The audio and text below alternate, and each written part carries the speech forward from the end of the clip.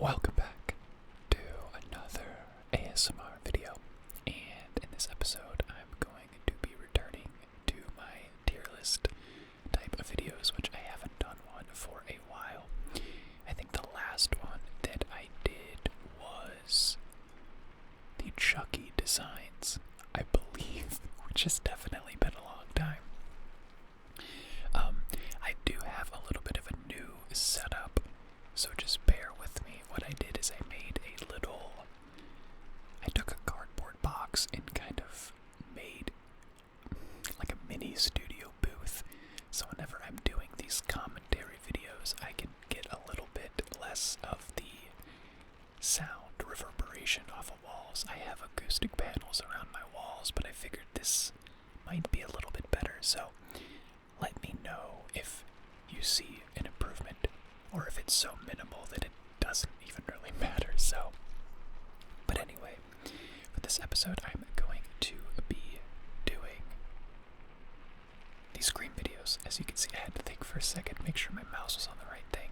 So, this is my favorite franchise ever, not just for scary movies, but favorite franchise, and I'm gonna give a little bit of a spoiler alert because Scream, the original, is one of my favorite movies of all time. Top 5. It's number 1 or number 2. My top, I can never think of the 5th, but my top 4 is Remember the Titans, Scream, A Christmas Story, and The Wizard of Oz. Very random, very different, but yeah, so I was gonna say that I'm gonna be biased, but I don't know if it's necessarily a bias, because this is a tier list. It's what you think of the films, so if I love them, is it really biased? I don't know, but anyway, there are officially 6 movies now, with the 7th one coming out next year, and I don't love the new ones. They're not terrible, but they're not Wes Craven Scream films, so another little spoiler alert there. We got S through F tier, again, S being, best of the best, A, very, very great, but not quite, S, B, damn good, not amazing, not bad, C, average, D, oh, you know what, I need to add the F tier. Okay, and I knew something was a little bit off when I brought up OBS and was editing everything, but yeah, D tier is not good, but I can still watch it if I'm doing a marathon, and F tier is just, should not have even been made, so. First up, we have the original Scream from 1996, and this is S tier. I'm not even gonna sugarcoat this. Again, one of my favorite movies ever. And there are very little, if any, things that I have to complain about this movie. It's almost perfect to me, honestly. I love the tongue-in-cheek nature of it, because this is at a time where horror movies, specifically slashers, were like dead. I mean dead. It was either just, we're on like the 6th or 7th installment of, the Friday the 13th and the Nightmare on Elm Streets, and I think at this point we were on the 4th installment of Child's Play. Not quite yet, or maybe, I don't know, but it was just either it was reviving the classics that just kind of got worse and worse, or the movies just weren't good, and Scream reignited that spark, and it reignited the spark of Wes Craven's career as well, and he's my favorite director ever, so I love this movie. It pokes fun at other horror movies by making fun of the cliches of, running up the stairs when you should be going out the front door. That's one of the first things that Sidney Prescott says. It makes fun of just every cliche of horror movies you can think of. Usually you'll have a dumb, big-breasted blonde babysitter, as the lead. This is the opposite. You got Neve Campbell, very modest, dark hair. Like, it's the perfect horror movie for me. I just love it. I really do. There's like, well, okay, spoiler alert. obviously, if you've never seen any of these movies, but the double killer reveal at the end, which has sort of become a staple for Scream at this point, that was very different. That was like one of the first times you were like, oh my god, a double killer. And even with Billy Loomis being the first killer, you kinda, I feel like, suspected it, but you weren't positive because his alibi seemed to do good.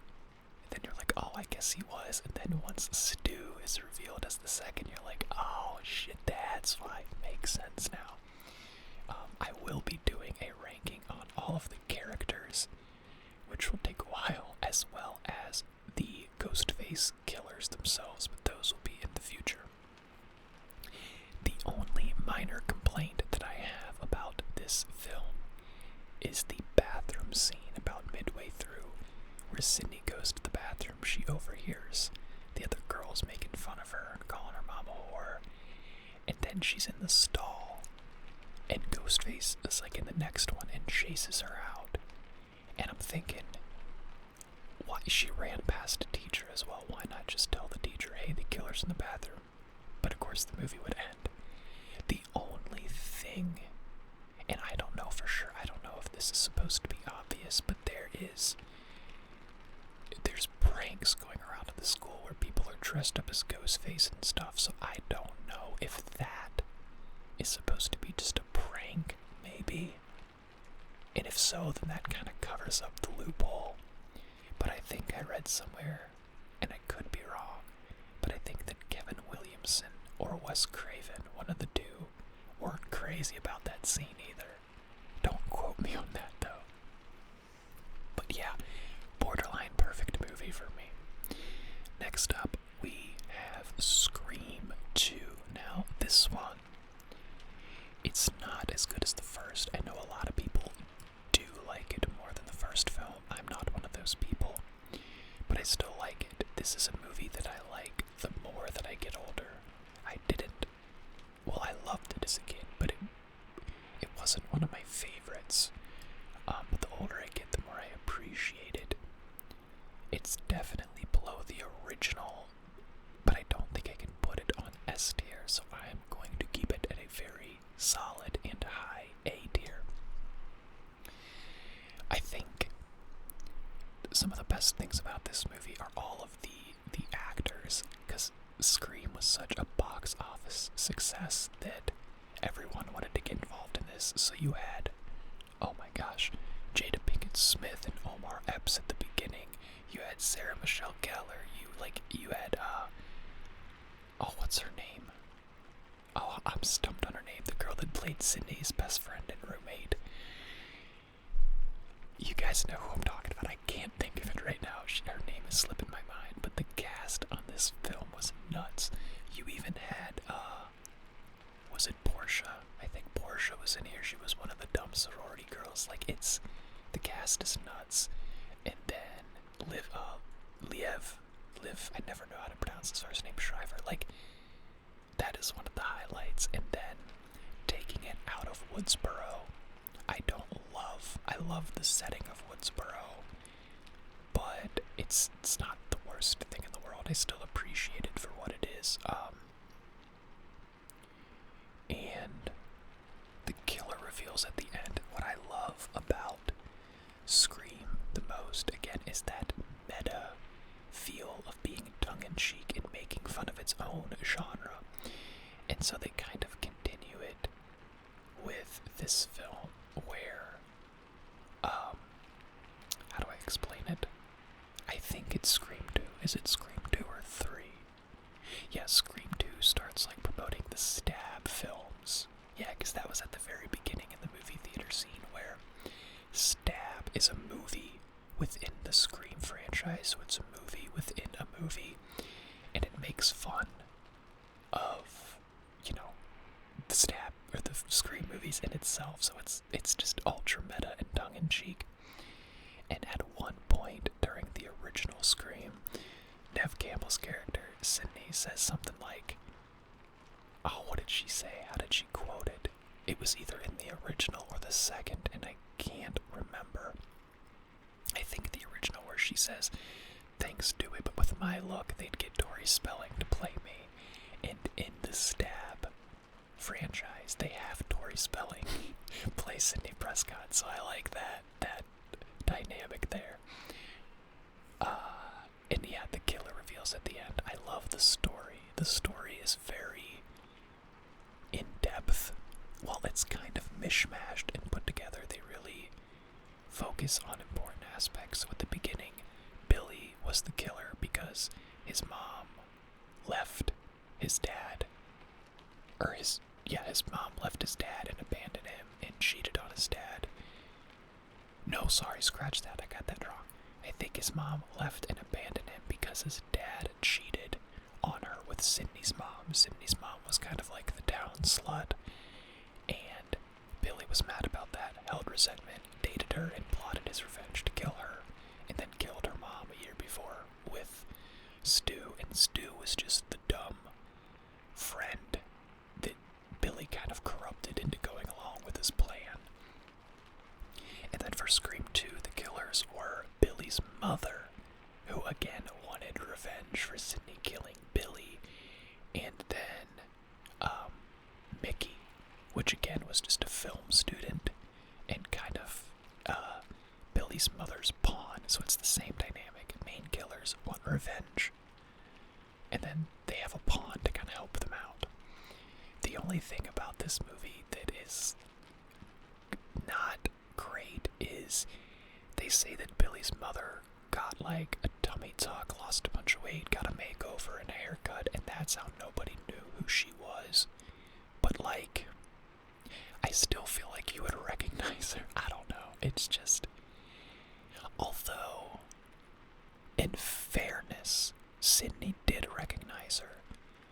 At the end, she just conveniently avoided Sydney the whole movie, because when she's revealed at the end, Sydney looks at her with like confusion and goes, "Mrs. Loomis." So maybe it's just nobody else kind of knew who she was. I don't know. But yeah, great film. Next up is Scream 3. Now, I don't know where I'm going to put this. I'm just going to slap it here for now. Scream 3 is a movie that a lot of people don't like, and I can see why. And the reason for that is it is very thrown together at the last second, because, again, I don't know the exact details. I would need to look it up, but I'm pretty sure that they were going to do almost like a cult theme for this movie, and I think the original plan was to have Stu be alive still from jail and be kind of doing this cult thing. But the issue is, again, I'm not 100% positive on this, but I think this was roughly around while they were doing the writing and finishing up when Columbine happened.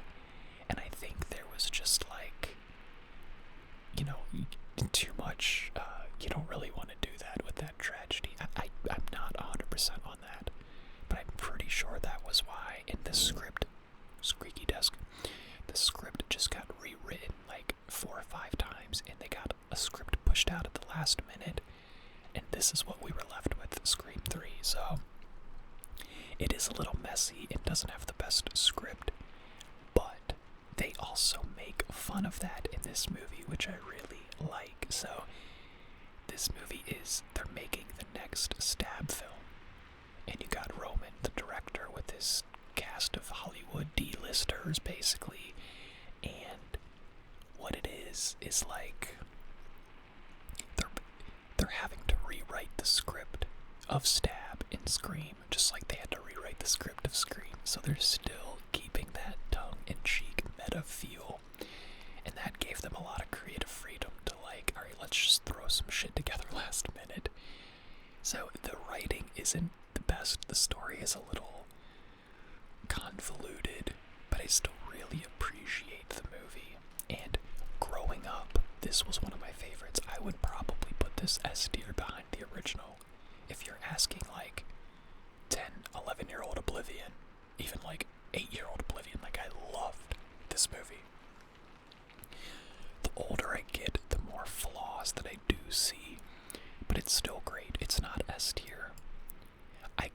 and forth whether I like 2 or 3 better, but I think 2 overall is a better written and better acted film.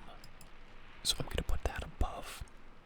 It's just a matter if Scream 3 is A tier or B tier.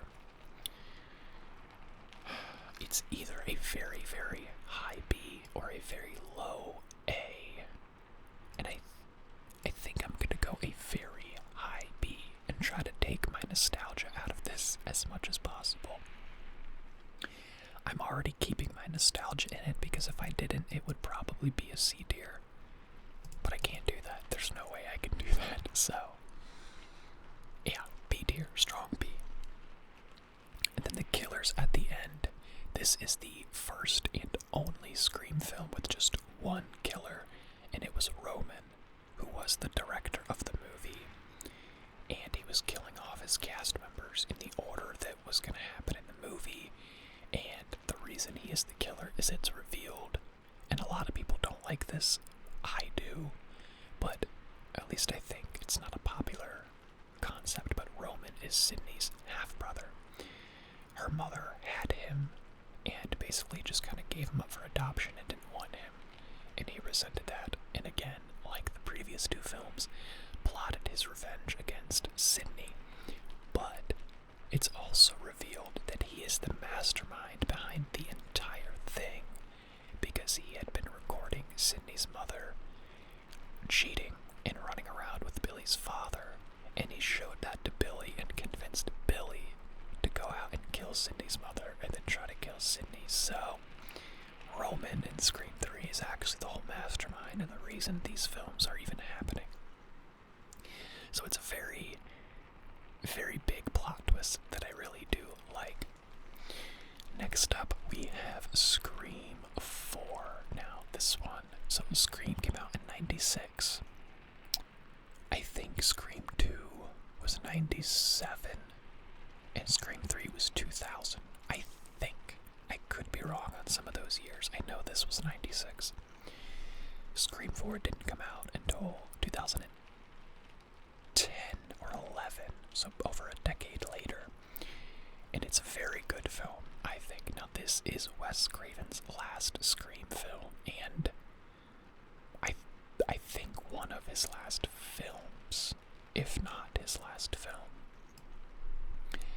And this is a movie that, much like Scream 2, grows on me the more I watch it, and I really, really like this movie. I'm gonna go ahead and actually put it in A tier behind Scream 2. And what I love about this is, again, it takes the same concept of the original, and this time we are back in Woodsboro. So for Scream 2, it was a college somewhere, I forget. Scream 3 was, where was Scream? Oh, Hollywood. But it was also, they had a set of Woodsboro, so it still had that Woodsboro feel. And then Scream 4 was back in Woodsboro, so I love that. And I love that Sydney's back. They still focus on her, and she's back in town to do a book signing. And of course, that's when, the killings start happening again. And it's revealed at the end that her cousin is the killer, Emma Roberts. And the whole time you're thinking that the killer is after Emma Roberts. It's going to continue. First it was Sydney, now we're going on to the rest of your family.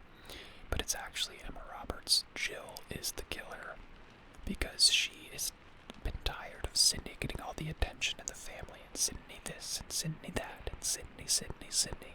That's a quote. And it's just, again, revenge, but in a very selfish and dumb modern millennial way. I want to be famous. I want the attention. I want the book signings.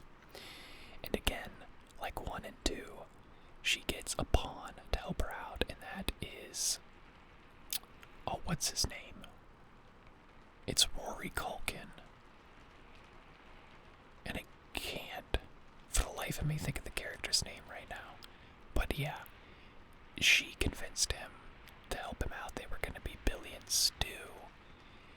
But she tricked him and she ends up killing him as well at the end. And Sydney was like, you said it, billions do. And what she's doing is framing him along with his best friend to be the killers, and she's gonna be Sydney. She's gonna be the final girl that survived it all. So another plot twist there at the end. I also love the character of Kirby, played by Hayden Panettiere. She did a great job. She's kind of like the Randy, but so is Rory's character. They're both like Randy in a way. I don't know, it's weird, but I love her horror knowledge and love of scary movies. Really good character. So yeah, and Scream 4 is a bit more bloody and a bit more intense than the others. That's the only minor complaint about the Scream films, is they're not very gory, which is fine. It's not needed, but you know, for a slasher film, you kind of expect it. Next up is the two new movies. First being Scream 5. Now, this is where my list starts to drop a bit. It's either C tier or B tier. First, I need to think if I like it more than Scream 3. I think overall it may be a better film and more well written, but I just can't. My biggest complaint about this movie, and again, spoiler alerts here, but they don't focus on Sydney. I kind of should have expected that, because it's like every other remake and requel and reboot where they'll bring back legacy characters and just either kill them off or not have them in it much. And that's what they did with Sydney. Sydney was only in it for like the last 30 minutes, barely. Same thing with Gale. She wasn't really in it that much. The one thing I did like was Dewey. I love how they used Dewey. They kind of focused on him, gave him a nice redemption arc instead of being the dumb comedic relief like he's always been. They make him the hero, and he's like, you know what? I'm doing this. And again, spoiler, but they do kill Dewey. This is the first major character that's been killed since Randy in Scream 2. And yeah, I do again like the tongue-in-cheek nature of being meta. They do honor Wes Craven very well with that. So Randy's niece and nephew in this movie are the comedic relief, and they're the ones that are like, you should have known the rules, you gotta know the rules.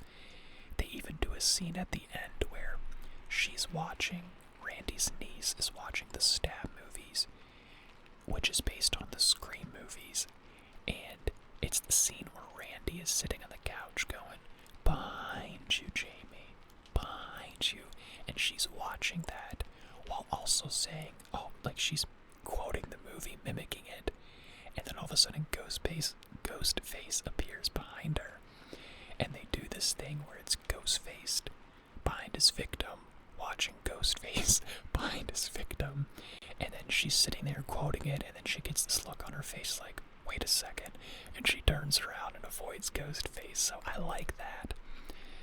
There is a character in this movie called Wes Dylan Minnette from 13 Reasons Why, and they end up killing him off.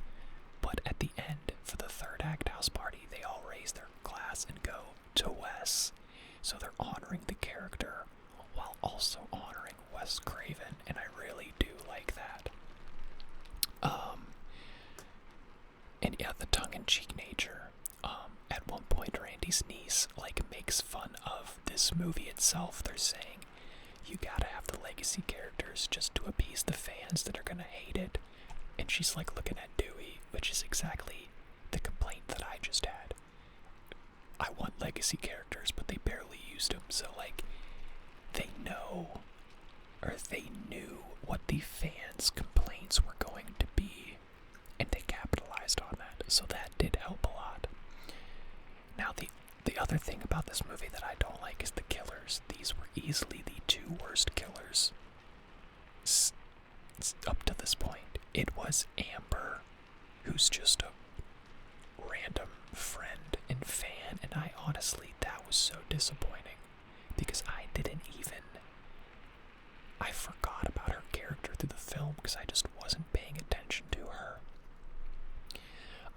But I was thinking that it was going to be something better. I was like, is Stu going to be alive? Or is it going to be Gale? Because there were a couple times where I was like, could Gale actually be the killer? Are they going to go this route? And I wasn't thinking it's going to be one of the new cast members, and I was very disappointed with that. And Amber, I don't know, I didn't care for her character, or the acting, or the lines, a whole lot of her. So, and then Richie, who was the boyfriend of the main character, I don't know. It was Jack Quaid, and again, it was better than Amber, but not great. Now, I'm going to go ahead and just put it below Scream 3 at a very low B. Now, the other thing that I liked is they still kept the story of Woodsboro going. So they did bring back Sydney and Gale, although it was limited. They brought back Dewey and they killed him off, which I thought was a great scene. And on Dewey's mantle, he has Tatum's ashes in an urn from the original. There's a little, very, very quick hidden cameo about Kirby Reed being a detective, so we know that she's alive still from Scream 4. Again, spoilers, but they have the relatives of all the originals. So Stu's nephew is in it. Billy's daughter, I don't know if you want to call her a bastard daughter or unknown. It wasn't known that this was Billy's secret daughter, is in the film. Randy's niece and nephew, so they keep that going, which I do really appreciate. So yeah, Scream 5. Last but least, spoiler, is Scream 6.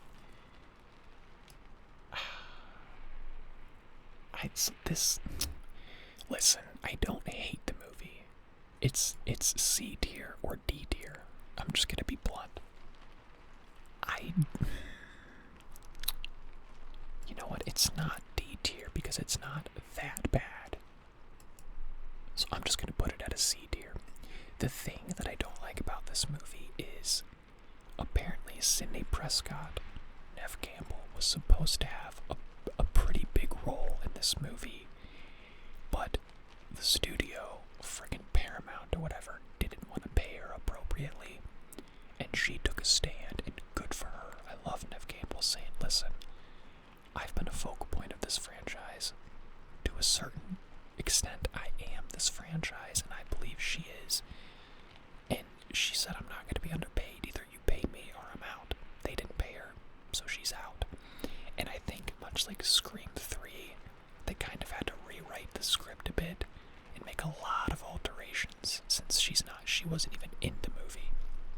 The first Scream movie without Neve Campbell.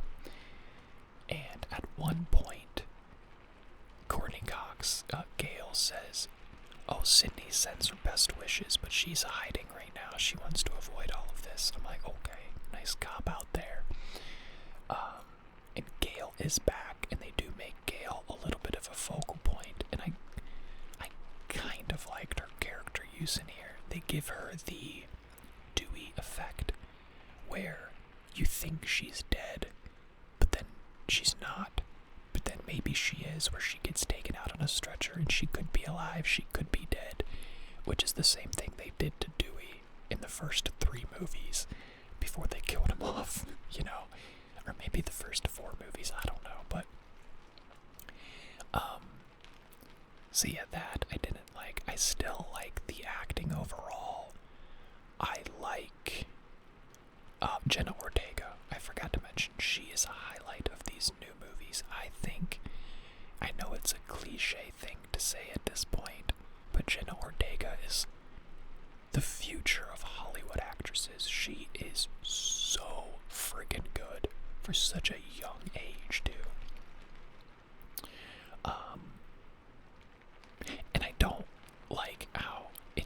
set in New York, which is okay. But they make Ghostface hold a gun, like he has a double barrel shotgun or some shit in the bodega, and I don't like that. I do not like Ghostface using a gun until it's the very end. The face reveal has happened, and then he holds a pistol, not a shotgun. So, I don't like that. I don't like how at one point Ghostface jumps out in the middle of New York City on the street and chases them in a bodega, and no one, like, I don't know. And then the killer reveals were worse than the fifth one.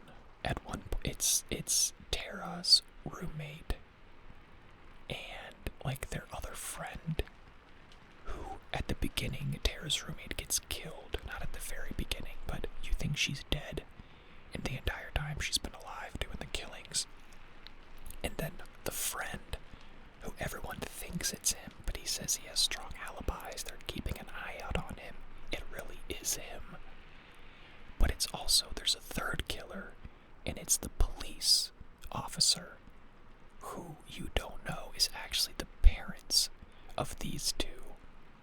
And he was also the father of Richie from Scream 5. So they're out for revenge because they got Richie killed. So there's 3 killers this time, and it's just, I don't know, it's too convoluted for me. I'm not that crazy about it.